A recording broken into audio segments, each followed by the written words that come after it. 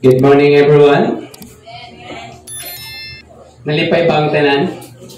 Taliwala sa ato ang mga ginaatubang. And God give us a message that sa ato ang gina-undergo karong kapanahon na not only sa atong pagpangalagad and also sa atong individual na mga panimalay. Gano'n sa pagtindog ang tanan, please open our Bible in the book of James. James in chapter 1 verses 2 to 4. Ato ang dunganan sa pagbasa. Let us start. Consider it pure joy, my brothers, whenever you face trials of many kinds, because you know that the testing of your faith develops perseverance. Let perseverance finish its works, so you may be mature and complete, not lacking. Kumusta na ba ang ato ang mga pangandoy sa Ginoo? Napaka sa time na nakasugod na ka, then naginahinay na kagundang sa imong gisugdan. Tungod kay kung naa kay dreams na ay mga babang, amen? Matupad sa usa ka billionaire na si Jack Ma, if you want success, you must to pay. Amen? So, one thing to do is dapat naa ka ginatawag na character na perseverance. Unsa man ang perseverance sa Bisaya? Hello. Ang pagkamalahotayon. Nakanato ang we back to James and chapter 1. Atong tunan kung unsa ba ginaingon ni Santiago to the 12 tribes. It is written in the time na gitawag nato na severe persecution. Na gina-persecute ang ilang pagtuo. That's why they need this kind of character para makalahutay sila pag-serve. So, tanaw na to, we are very blessed sa atong panahon. Wala ta gina-persecute, wala ta ginabawalan sa atong presidente. Silang panagbawal kayo. That's why they need to persevere. Now, ingon ni James sa ila ha, consider it pure joy. Hunahunaon nimo na grabing kalipay, yung mga igsoon ko na kung muatubang ka mo trial sa managlalain na mga klase. Because you know that the tasting of your faith develop perseverance. Ano sa ba yung situation ka? Ang imong kaintangan, either you suffer financially, emotionally, sa relasyon. Ang purpose ana is to tasting your faith para mo develop, mo gawas ang pinaka-the best sa imo na mao ang perseverance. Then, let perseverance finish its work so you may be mature. So, ang resulta sa imong paglahot na ay mahimo kang hamtong and complete, not lacking in anything. So, mga igsoon, angad sa imo, unsa ba ang word na perseverance? According kay Google, perseverance, it means to continue effort to do or achieve something despite difficulties, failure, or opposition. But pasabot, pag naaka sa kinaiyang paglahutay, ang imong ginasugdan, imo kining ginapadayon. Bising unsa kalisod, ang dala na imong nakita na imong ginagihan, bisan ka unsa kalisod ang challenge. I remember, so ingin ako ganina, ang pinakadato sa China mo si Jack Ma. When the time na mag-meeting gani sila, when ang iyang mga kauban ng mga business partner mo present sa usa ka pamaagi na matawag nato na effective na nindot. So ang ginahimo ni Jack Ma, ginakuha niya, ginalabay sa basurahan. But in the moment na naay i-present na pamaagi na medyo lisod, interesado sa iya ginadawat o ginatawag unsa pamaagi. Na naman, mo ni ang mga time na mo produce o paglahutay, pag atong ipadayon mo na continue effort. Unsa man ang klase ng mga effort or i-achieve na to ato ang madawat, makabot na despite sa unsa man first difficulties. Hello. Kung gusto na to mag-grow sa atong spiritual na kinabuhi, kinahanglan nato ang sacrifice. Kailangan nimo i-develop ang imong paglahutay. In spite na naay difficulties, naay mga failure. Walay tao na wala nga failure. Amen? So, kinsa naka-remember sa one of the president of the America na so Abraham Lincoln na how many times nagdagan, sige lang kapildi, bisin mga business niya, pildi ra gihapon, niabot ang panahon, wala siya nag-give up, hantod na himo sang president. Kung sa man imong mga pangandoy na nag-angat-angat na ka, nahulog pa jud ka. Then, barog na pud ka, padaagi na pud, sige tamay ka, gikatawan ka, you just continue na naman mo develop ang perseverance itself sa imong kaugalingon despite sa mga failure. Hello? So kung muna ginaingon niya, if you not prepare to fail, you are feeling to prepare. Abot mo sabot, kung feel that mo prepare, o kita po mo prepare po para ma-fail. So, ang sabi na pagkapanana. But anyway, so kinanglan nato na mag-continue in spite na naay mga difficulties, naay mga failure, o naay mubabag. Hello? Pila ba ka nato na naay mga dreams na imo ang i-share sa imong partner, sa imong mga igsoon, o sa imong mga friend? Anong sa imong maunig para sa imo? Yung sila ati kagay sa imo ha. Anisod na, di mo na kayo, wa kay kwarta, wa kay ability, wala kay skill. Pero tungod kay imuhang dreams, instead of opposition, you are continue to effort na naman para na sa imo ha. Para na sa imong kaugmaon, para na sa imong pamilya. That's why mga igsoon, you need perseverance. Amen? Now, atong tema na ganyan, the power of perseverance. Unsa ba ang gahom sa perseverance? Unsa ba'y mahimo sa paglahutan sa imong kinabuhi? Unsa ba'y matabang niini sa imong pagpangalagad? Unsa ba'y matabang niini sa imong pamilya, sa imong trabaho, sa imong pag-eskwela, sa imong mga pangandoy, imong mga kapuhan, sa imong mga tanan, patisilingan, mga hiligugma nimo. Now, naayo sa kakut o saying na gaingon, if you cannot fly, then run. If you cannot run, then walk. If you cannot walk, then crawl. Ingon niya, pag dili ka kalupad, dagan. Pag dili ka kadagan, lakaw. Pag dili ka lakaw, kamang. Na naman, as I said kanina, perseverance is continue effort. Bisan sa pagpangalagan sa Ginoo, kinanglan nimo ipadayon. Unless nasabtan nimo na nangangalagad ka. At nasabtan nimo na nung manarbaho ka. At nasabtan nimo na nung eskwela ka. Na nung mag-business ka. Na nung ginahimo nimo na. It's for your future. That's why, but whatever you do, you have to keep moving. Inay mong katupad, keep moving. Kung di mo kaya mo lupad, dagan. Di mo kaya mo dagan, hala, baktas. Huwag pamasahin, baktas. Kung di mo kayo baktas, hala, kamang. Ang punto din is on, whatever you do, you must be keep moving. Amen? Are you there? Muna ginaingon ni Martin Luther King Jr. Now, ato ta sa unsa ba ang power sa perseverance, unsa ba ang gahom sa paglahutan, asa ba nga aspekto sa ato ang kinaiya bilang Kristohanon sa dapat makalahutan ita. Amen? Are you there? Let's open the Bible in the book of Luke 16 verse 10. Luke 16 verse 10. Tingnan ang Bible, he who is faithful in every little thing is faithful also in much. Are you there? Siya nga matinud-anon, kasaligan sa gagmay nga butang, kasaligan usab sa daghan. May mga time na ginatagaan sa Ginoo na gamay nga obligation. Sa tingin ta, ayun naman na, saya naman na mag-ano sa bangko diha. Saya naman na panindidig diha. O sa ginaniglik na to. Na naman, pag kasaligan ta sa gamay nga buluhaton, kasaligan to ta sa dagko nga buluhaton. Na naman na ang Ginoo halos dili mo hatag gaawas-awas nga panalangin. Tungod ngay, sa gamay nga panalangin, wala i-share ang Ginoo. Kabalo po sa padako, ito ka mo share.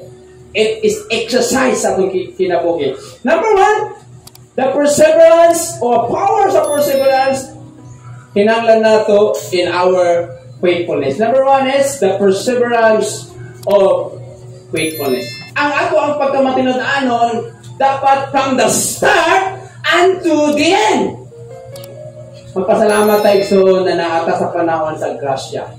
Kung panahon ta karon sa after sa rapture, ingon sa Matthew in chapter 24 verse 13, ang maglahutay tugtog sa katapusan, maulang maluwat. Walay bising isa sa tuwa ang maluwat. Na naman, kay kitang tanan, padasma, mapilyar. May gatag, maglahutay ka sa unsa na area. Pagsimba, sure ba ka na sa tibuok ni mong kinabuhi aspisan, wala ka ni absent? Ikaw, maluhutay ka pag-ampo para maluwas ka. Sure ba ka na kaampo ka perme? Kabasa ka perme? That's why magpasalamat ka. So, God required us to be faithful. Kaya ang kalawasan Nixon, praise God, salamat sa Ginoo, regalo. Pero kung gusto nimo mag-grow ka, maglami imong relasyon sa Ginoo, kinahanglan nimo mag-persevere. Paglakotay sa pagka-faithful. Amen? Luke 16 verse 10 nagaingon, siya nga kasaligan sa gagmay nga butang, kasaligan usab sa daghan. Para sa imo mag-iong pastor, gamay raman akong talent eh. Mga banabalaan ako, intro lang. Hindi mo ka memorize sa lyric. Hindi mo ka pala mo chorus, hindi mo ka pala mo praise. At least sa intro pa lang, imo ang gitipigan, imong gimahal. Kung sa mga klase, para sa imo nga gamay nga butang, kay nakaibalo kita ang dako nga butang at sugod sa gamay. Amen? I-value ang gamay para makitaan sa Ginoo that you are faithful na kasaligan ka, iyabog kang tagaan o dako nga panalangin. Amen? Ano man, pag ang gamay nga panalangin, magpanik ka dayon, samot na ka makuyapan ko dako na. Hello? Naiusak ka sugilanon. Naiusak ka gitawag na to ng unbelievers. Then, suod nilang isa ka pastor. Naiusak ka anak, miadto sa pastor. Pastor, may problema ba? Akong papa na ay sakit. Karoon ng problema na ako, pastor, nagdaog akong tapa o 100 million. Dili mi kaingon, basig mamatay siya. Ikaw na bahala, pastor, sa unin mo ni. Sa akin ni pastor, ako bahala na! Agto siya sa, may edad itong lalaki, mga 80. Natay, kumusta man? Okay na, pastor. Pastor, natay, pananglit tagang ka sa makadaog ka o luto o 20 milyones. Kung sa himuon mo, ako aning ayuhon ako ang panggirahan, pastor. Ako ang koral, ipaayon ako. For example, 50 milyones, ako ang ipaayos ang timog ako balay. Kung unsaon na lang kung 100 milyones, tunga ka, pastor. Pagkapati sa pastor, namatay si pastor. Na-heart attack. So mga igsoon, hinahanglan nato kung makalakotay ka, una sa tanan, ang pagka-faithful. Sa unsa man nga klase nga part sa imong kinabuhi dapat maging faithful ka. First of all, sa imong partner, sa imong trabaho, sa imong eskwela, sa imong dreams. Pag dili ka faithful sa imong pangandoy, dili mo na ma-result. Hello? Dili mo na maabot. Tama lang kasugod. Tama ka namang pag hadbas ni mo, kapuya, tama lang kahadbas, ito ka katanong. Kapoy manggil pag-farm, no? Kapoy din. Wala kailangan ni mo na pag mangumaka na adilahotay. The same sa pag-serve kay Lord. The same sa relasyon. Kung sa mga klase nga relasyon na siya, kailangan ni mo maging faithful ka. Kaya ang Ginoo nagkaingon, bless niya ang mga faithful. Amen? Stay faithful to persevere in the daily challenges. So mga pabilintang matinudaanon na nagalahutay sa matag adlaw nga mga challenges. Matag adlaw is naatay mga challenge sa ginatubang. Either to obey God, either to worship the Lord, or either na magpungko ka na, magmukmuk kasi mong problema. Then, when you struggle to have hope, cling to Him. Pag abot sa imong punto sa imong kinabuhi na magsalasala ka, mubati ka, gitawag nato na kalisod sa imong decision, o nawala kang paglahom, dapat mo claim. It means muduol ka sa iyaha. It's man isa. Jesus, when your plan is not working, trust Him. Dapat ay mga plano na wala nag-work. Dapat ay mga pangandoy o mga gina-plans na to pero na failure ang imo na to. trust Him. Ano man, pag musahol ka sa Ginoo, ang atong paglahutay matibilo. When you are weary, kinsa pa sa tuwa wala ginakapoy. Say mo na to, rest in Him. Ingon sa Bible, come unto Him. Those are heavy laden and I will give you rest. Wala man nag-ingon niya, pag mga lagad ka, kapoy ka na, you will quit. Pag ingon sa Bible, just rest in God. Amen? Next.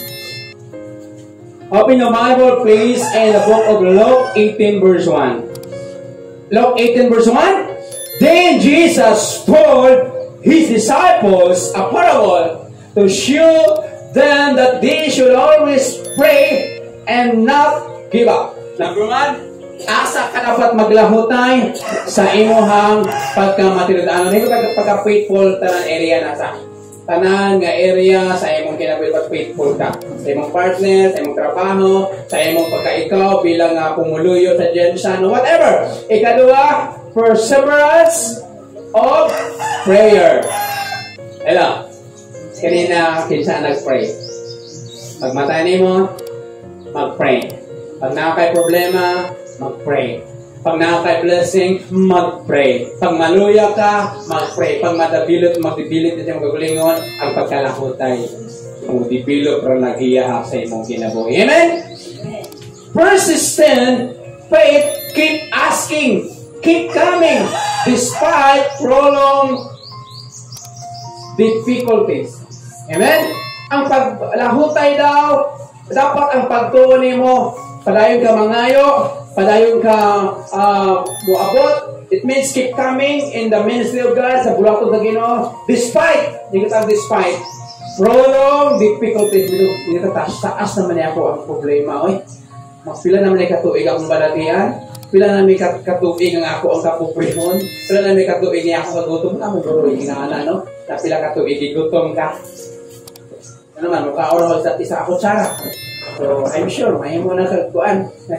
Anyway, so number 2, perseverance of prayer. Kinahanglan ito, that's why gingon ni Jesus sa iyang mga naghimusag parable para ipakita sa iya na dapat you must pray and not to give up.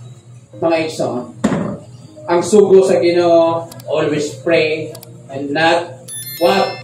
To give up. Persistent faith does not give up. So kayong tinuoray lang na nagalahutay nga pagtuo, wala nag-give up. Amen? Bising challenges kayo ang imong panginabuhi, imong itaka, imong sunod. Or resibo na lang. Dili gina mo give up. Keep on praying, believing that God will answer. Mga igsoon, padayon ta mag-ampo, padayon ta mo tuo na ang Diyos magatupag. Amen?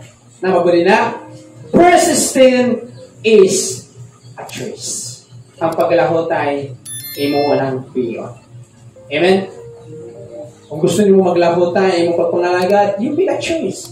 Kung gusto ka maglahutay sa pagtrabaho, wala may mamuko sa imo at hindi ka ganahan mag-duty. Di ba? Ikaw may nag-control sa imong decision. Kung di ka na ganahan po na mukhaon, why mamuko sa imo ha? Hindi ka ganahan maligo, wapon mamuko sa ito ha? Hindi ka ganahan managtas, sakto mamuko sa imo ha? Pero ay pamugos na yung mudugo sa imo ha. I remember, when I was in Bible College, ngayon sa ako ang classmate na pastor, kailangan dito na mag-pray para mabuhi ta. Kailangan ko tamanod brass para mabuhi ang uban.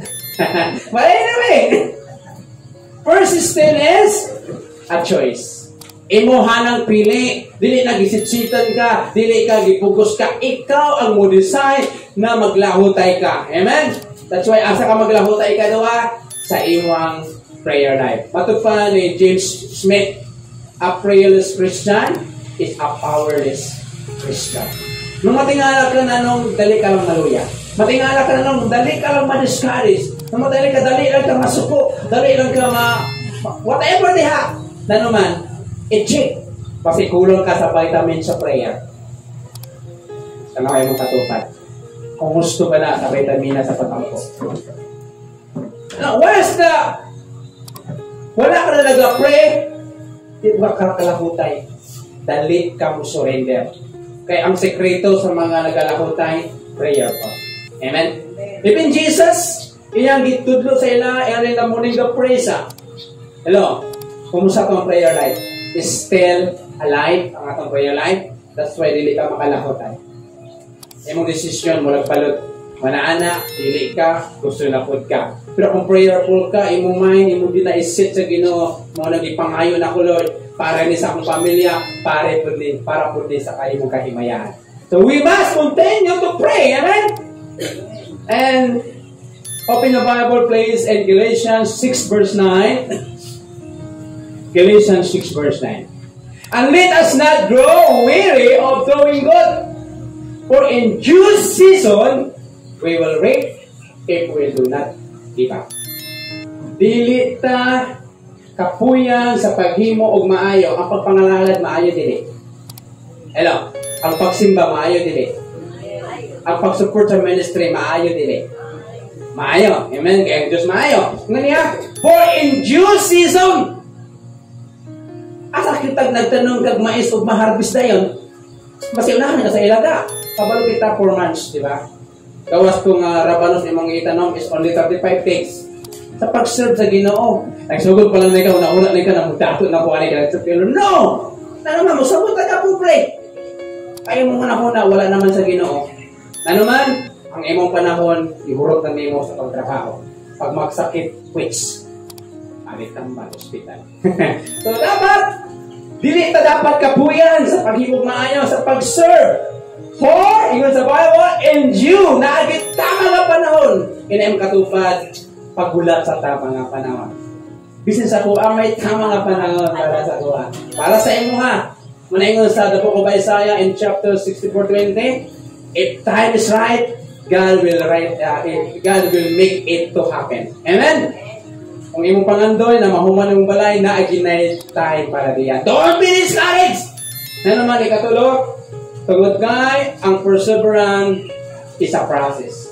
The perseverance of process. Dili ni magic. Di po ni Corinthi na mukhinig ka dayon. Hello, ingon ganina sa perseverance, continue effort. Despite of difficulties, failure, and opposition. That's why, ingon sa ni Apostle Paul sa mga taga-Galatian, let us not grow weary of doing good. Ano man? For in due season, maka-harvest ka. Amen? Hello? Amen. Kita pa sa tuwa ang wala kaagi nakapulo sa iyang ginagawa. Sakit man nun na ikaw naglungag, pagpalit mo, wawanay ka nun. Ano man? May nag-abot na unexpectable na visitors. Igutom man, na ikaw wala ka, abot mo, kagiro na lang. Pero sa pagpangalagad sa Ginoo, God is righteous. Basta nakita sa Ginoo, 1 Corinthians 15:58, your labor is not in vain. That's why, mga igsoon, ang paglahot ay posisyon kinisa. Pero kung give up ka, akong tanawang versikulo, if you give up, you will never be ready. Di dyan ka mo harvest. Yung mga times ako magulingon na gusto na kumamotos. Ako, Lord, hindi na magulog para din siya. Tatangi ko, babe, padala o di makaproward. But I realize na ang mga luha na imuhang gitagak, ang mga problema na imong giatubang, kung give up sa pagserve, Lord, di mo makita ang bunga at imong ginagawa. Amen? Kasi sa pag-iswilan mo, ang mga bata, nasuffer na karoon, kung magbalayon ka one day, bukong ko na lang ka bubulit o ballpen. Pero kung ikaw ang mamanikamot, at the same time, okay naman ang dapat ni. But anyway, ang purpose nila, ang paglahotay o sa nasaka process. Discouragements can distort our vision and derail our purpose. Ang pagka-discourage daw, mauna sa ang kalaban sa paglahotay. Kung may nata ba discourage, iyahadang i-distort. Kung sa mga word na distort? Hello? Iyahang itiko ang imuhang pananawon. It means that hindi mo idayon, hindi mo pangandoy. Ano man, discourage na ka. Adi na ko magsimba, discourage ko makita sa kauban niya na. Ano man, ang iyong pananawon na, mugro ka, na ang iyong pamilya, mga lagad, di naman maluwas, ano man, iuntag ka. Gusto ka mga lagad sila, ikaw hindi mga lagad. Hindi ka mahitabo. Ma-distort. Ayaw pala na ako na one day, malipayan ka, mahimong matiko kung ma-discourage ka. Next, gawa sa mabalukto, matiko, ma-depel our purpose. Mahimong pakyas ang imong tumong. Pag ma-discourage ka. Amen? Isa tira na discourage na. Hindi mo katupad, I love you. Na naman, mawala ang mong pangandoy. Next, ma-failure ang imuhang mga tumong sa imong ginabuhi. You must see who you want to be. Kung naatay mga dreams sa Ginoo, dapat akong i-visualize na to kung unsa baka one day. Hello, mga estudyante diha. So dapat i-visualize nimo na 5 years from now, tag-iyan ako og kuan isisi. 5 years from now, arang-arang na kong kinabuhi, inak kayo manggurna, manililig na lang ko, may negosyo na ko. Dapat ingon na. Kung ma-discourage ka, wala ingon na anak ko. Diba? Kung wala may tapos mong kinabuhi. You must see where you want to be. Na ino nga 5 years from now, makatudugog Amerika. 5 years from now, makalatog Davao. 5 years from now, mulangay-langoy ko dito sa Pisman sa Kusilian. But, naakay paglantaw sa ibong kinabuhi. Salamat. Importante kayo kung dili ka ma-discourage. Ano man, ang paglahutay, practice na sa dili na magic. Dili na instant coffee na pagyapuni mo, tipadayan kape, mauna, dagang kakasi. But anyway, open the Bible in Philippians and chapter 3 verse 14.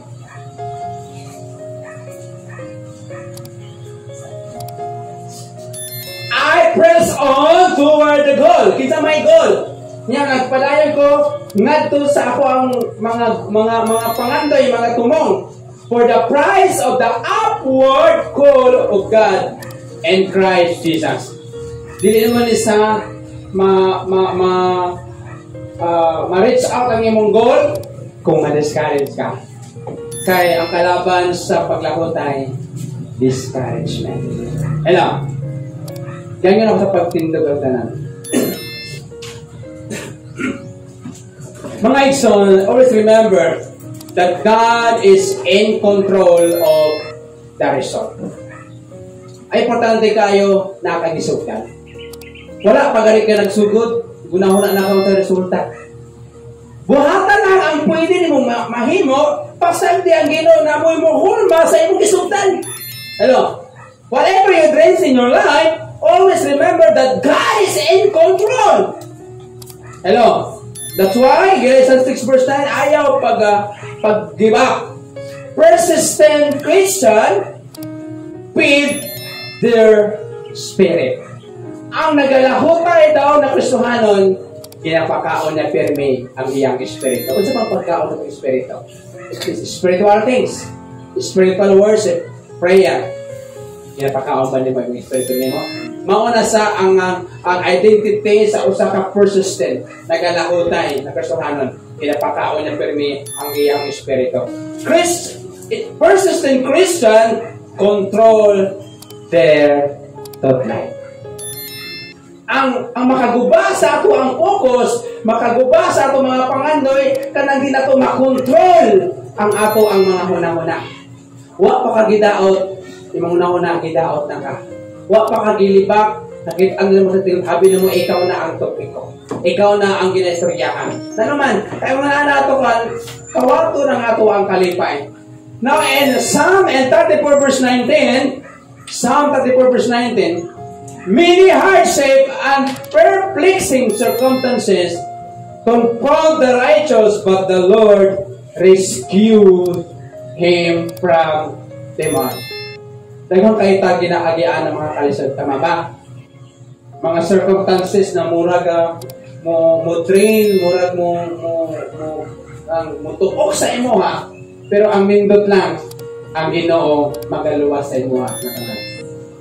Basta kinahanglan nimo because tingala ko ganina, perseverance is a choice. Yan mong gitindugan karon next on. Mingon baka muna niyang katapusan na kung Domingo, Lord, mahuntang na po pagsa. Napay nakaingon sa tuwa na, Lord, di na ko mangantoy, ikatawan raman ko. Lord, di na ko manarbaho kay puro trabaho tapuutang. Lord, dili na ko magpagamit na ba ingon anak mga igsoon. Kung kinahanglan nato, pilion yun nato ang paglahutay. Una, maging faithful ka. Ikadua, kinahanglan nimo na ang imong prayer life at imanagyo. Ikatulo, ang paglahutay proseso na sa ayaw pag-give up. Ito mong itindugan ka ron igsoon. Naabak ka sa sitwasyon na ginapangutangan ng program Ginoo. Naabak ka sa sitwasyon na may Lord na nung nagdato lagi ang uban na wala man ang alagad. Samtang ako halos nagkatumba-tumba nagkadusok na sa pag-serve. Hantod karon wala pa man nag-increase ang ako ang pinansa. In the Bible, in due season, dili pa nimo panahon. Amen? Isaiah 64 verse 20, pag the time is right, the Lord make it to happen. Nimo na to, magpaubos lang ka sa Ginoo. Isali ang tanan sa Ginoo, yung mga problema, i-entrust sa Ginoo, himuha ang sa mahimo, ayaw na naon sa resulta sa imong himuha, himuha ang sa makapalipay sa Ginoo.